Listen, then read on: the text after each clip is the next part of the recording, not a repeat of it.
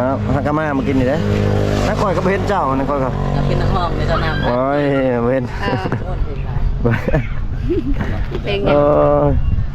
ว้าวสินะเราตัวสิตัวเป็นนี่เลยบอกเจ้าน้องอันไปอาบน้ำไม่ใช่อาบน้ำห้วยวันไหนอยู่ใช่อยู่ป่า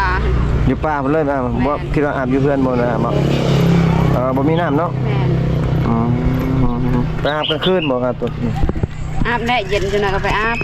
กลางคืนก็ย่านบ่หันย่านเมื่อสิไปอาบกลางคืนกับพาทีมงานช่วยไปก็ได้บ่ได้บ่ต้องไปอาบโอ้ยบ่พาไปดอกอาบน้ำห้วยกินข้าวแรงแล้วบ่นี่กินแล้วกินเลยโอ้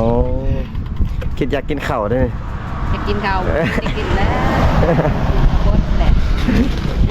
บ่หยอกซื่อๆบ่หยอกซื่อคันว่ากินมีข้าวก็มีแหละ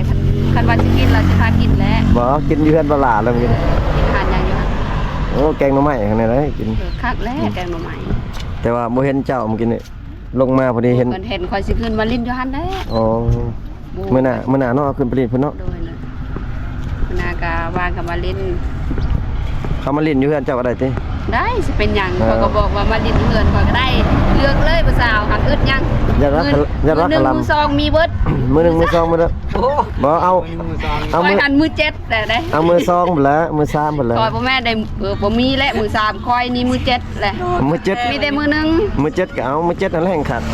ตายเกินไปเลยคอยมือ7มันสบายมือ7มือ1มือ2มันยากครับได้เบิดนะครัได้เบิดฮะโอ้ยผู้มือ1มือ2มันคือกันกับรถนั่นแหละเนาะคือกับรถเฮาขี่ไปแม่นว่าอย่าว่าไปใดหันมันก็เพคือเอามือ1มันก็เพเด้คือเก่าใดอ๋อมือการจะได้มันก็เสียนี่เสียนั่นถามแล้วเบิ่งเพลงมันได้ไอ้เบิ่งแน่มือ5มือ6ก็เฮาไปแป้งเอาเฮาเปลี่ยนเอาเด้อะไรแป้งอยู่ใส่แป้งก็คือเก่าหั่นแหละสัญญกรรมเอาแม่นว่ามือ1ได้แป้งใดอันสัญญกรรมเอาคือคนกับสัญญกรรมเอา2 3แป้งบ่ได้โอ้พี่น้องอาจสิมีเสียงรบกวนนะพี่น้องเพราะว่ามีไปอยู่ไกลทางเนาะเสียงรถเสียงรางพี่น้องยามแรงๆพี่น้องกามาหาสาวน้ำเพิ่นโอ้เพิ่นว่าเปิดใจโสดมา7ปีแล้วพี่น้องแต่ว่าบ่มีผู้ล้มเนาะแต่ว่าเป็นสาวโสด